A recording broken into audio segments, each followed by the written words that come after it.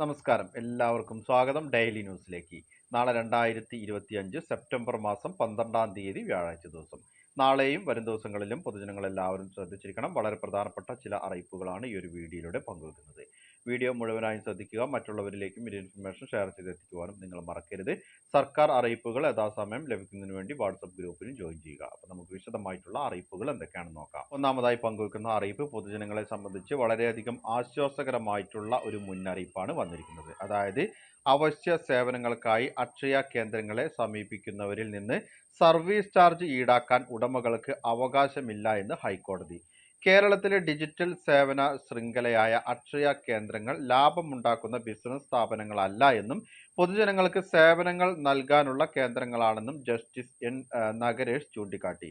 അക്ഷയ കേന്ദ്രങ്ങളിലെ സേവനങ്ങൾക്ക് ഏകീകൃത നിരക്ക് ഏർപ്പെടുത്തിയ സർക്കാർ തീരുമാനത്തെ ചോദ്യം ചെയ്ത് all Kerala Akshaya entrepreneurs confederation സമർപ്പിച്ച ഹർജി കോടതി തള്ളി. ഓഗസ്റ്റ് 6-നാണ് സർക്കാർ ഈ ഒരു തീരുമാനം പ്രഖ്യാപിച്ചത്.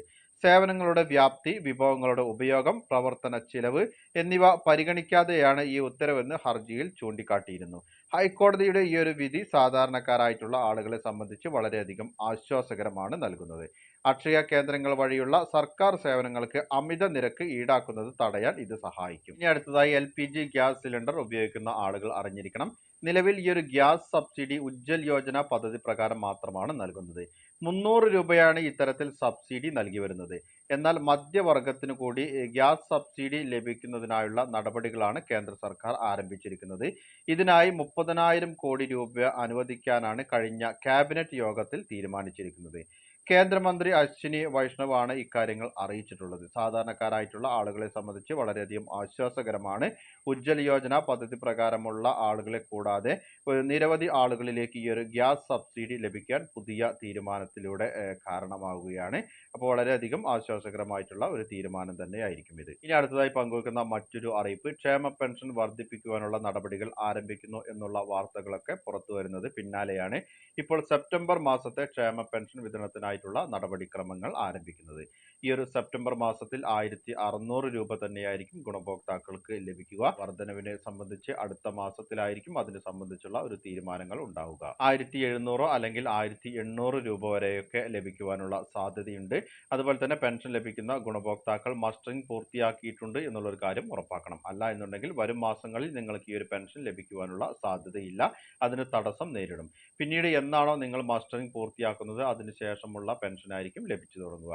നിലവിൽ 10-ാം തീയതി വരെയാണ് ഈ ഒരു മസ്റ്ററിങ്ങിനായുള്ള സമയം അനുവദിച്ചിട്ടുള്ളത്. ഈ ഒരു നിലവിൽ പ്രഖ്യാപിക്കപ്പെട്ട സമയം അവസാനിച്ചെങ്കിലും നിങ്ങൾക്ക് എല്ലാ മാസവും 1-ാം തീയതി മുതൽ 20-ാം തീയതി വരെയൊക്കെ മസ്റ്ററിംഗ് ചെയ്യുവാനുള്ള അവസരമുണ്ട്. ആ ഒരു അവസരങ്ങളിൽ നിങ്ങൾ മസ്റ്ററിംഗ് ചെയ്യുവാനായി ശ്രദ്ധിക്കണം. ബയോമെട്രിക് മസ്റ്ററിംഗിൽ പരാജയപ്പെടുന്ന ആളുകൾക്ക് നിങ്ങളുടെ ലൈഫ് സർട്ടിഫിക്കറ്റ് തദ്ദേശ സ്വയംഭരണ സ്ഥാപനങ്ങളിൽ ഹാജരാക്കിയും നിങ്ങൾ മസ്റ്ററിംഗ് പൂർത്തിയാക്കാവുന്നതാണ്. സെപ്റ്റംബർ 25-ന് ശേഷമായിരിക്കും സെപ്റ്റംബർ മാസത്തെ ക്ഷേമ പെൻഷൻ ലഭിച്ചു തുടങ്ങുന്നത്. അടുത്തതായി ശ്രദ്ധിച്ചിരിക്കേണ്ട മറ്റൊരു അറിയിപ്പ്, പ്രധാനമന്ത്രി കിസാൻ സമ്മാൻ നിധിയുടെ 21-ാമത്തെ ഗഡുവാണ് ഇനി ഗുണഭോക്താക്കൾക്ക് ലഭിക്കുവാനുള്ളത്. 20-ാമത്തെ ഗഡു നിലവിൽ തടസ്സം വന്നിട്ടുള്ള ആളുകൾ നിങ്ങളുടെ സ്റ്റാറ്റസ് ഒന്ന് പരിശോധിച്ച് അതിന്റെ തടസ്സം എന്താണെന്ന് മനസ്സിലാക്കി അത് പരിഹരിക്കുവാൻ ശ്രദ്ധിക്കണം. അല്ല എന്നുണ്ടെങ്കിൽ 21-ാമത്തെ ഗഡു നിങ്ങളുടെ അക്കൗണ്ടുകളിലേക്ക് ലഭിക്കുന്നതല്ല.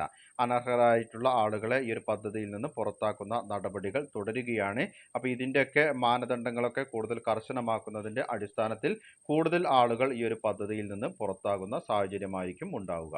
ഈ KYCയും ലാൻഡ് സീഡിങ്ങും നിങ്ങൾ നിർബന്ധമായും പൂർത്തീകരിച്ചിരിക്കണം. അതുപോലെ തന്നെ നിങ്ങളുടെ ഭൂമി സംബന്ധമായിട്ടുള്ള വിവരങ്ങൾ അടങ്ങിയ നിങ്ങളുടെ കരമടച്ച രസീത് കൃഷിഭവനുകളിൽ സമർപ്പിച്ച് നിങ്ങളുടെ ആ ഒരു വെരിഫിക്കേഷൻ പൂർത്തിയാക്കണം. അത് ആ ഒരു പ്രക്രിയ കഴിഞ്ഞ മാസങ്ങളിൽ നടന്നിരുന്നതാണ്. അപ്പോൾ അത്തരത്തിൽ ചെയ്തിട്ടില്ല എന്നുണ്ടെങ്കിൽ നിങ്ങളുടെ കൃഷിഭവനുമായി ബന്ധപ്പെട്ട് അക്കാര്യങ്ങൾ പൂർത്തിയാക്കണം. ഈ കർഷക ID എടുക്കുവാനും പ്രത്യേകമായി തന്നെ ശ്രദ്ധിക്കണം. ഇത്തരം കാര്യങ്ങൾ പൂർത്തിയാക്കിയിട്ടുള്ള ഗുണഭോക്താക്കൾക്കായിരിക്കും 21-ാമത്തെ ഗഡു അക്കൗണ്ടുകളിൽ ലഭ്യമാവുക. 2019 ഫെബ്രുവരി വരെ ഭൂമിയുള്ള ആളുകൾക്ക് എല്ലാവർക്കും തന്നെ ഈ ഒരു ആനുകൂല്യത്തിനുള്ള അർഹതയുണ്ട്. അങ്ങനെയുള്ള ആളുകൾ അപേക്ഷ സമർപ്പിച്ചിട്ടില്ല എങ്കിൽ നിങ്ങൾക്ക് അപേക്ഷിക്കാവുന്നതാണ്. എന്നാൽ 2019-ന് ശേഷം ഭൂമി വാങ്ങിയിട്ടുള്ള ആളുകൾക്ക് ഈ ഒരു പദ്ധതിയുടെ ആനുകൂല്യം ലഭിക്കുന്നതല്ല. കിസാൻ സമ്മാൻ നിധി എന്ന് പറയുന്നത് തീർത്തും ഭൂമിയുള്ള ആളുകൾക്ക് ഒരു കൃഷി ആവശ്യങ്ങൾക്കായി തീർത്തും സൗജന്യമായി ലഭിക്കുന്ന ഒരു തുകയാണ്.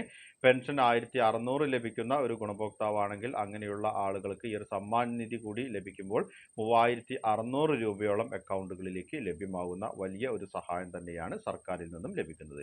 പൊതുജനങ്ങൾ എല്ലാവരും ശ്രദ്ധിച്ചിരിക്കേണ്ട, എല്ലാവരുടെയും അറിവിലേക്കായി വളരെ പ്രധാനപ്പെട്ട അറിയിപ്പുകളുടെ വിശദ വിവരങ്ങളാണ് പങ്കുവച്ചത്. മറ്റുള്ളവരിലേക്കും ഈ ഇൻഫർമേഷൻ ഷെയർ ചെയ്തെത്തിക്കാൻ നിങ്ങൾ മറക്കരുത്. സർക്കാർ അറിയിപ്പുകൾ യഥാസമയം ലഭിക്കുന്നതിന് വേണ്ടി വാട്സപ്പ് ഗ്രൂപ്പിൽ ജോയിൻ ചെയ്യുക. പുതിയൊരു വീഡിയോയുമായി നമുക്ക് വീണ്ടും കണ്ടുമുട്ടാം. അതുവരേക്കും അനൂപ് സൈനിങ് ഓഫ്.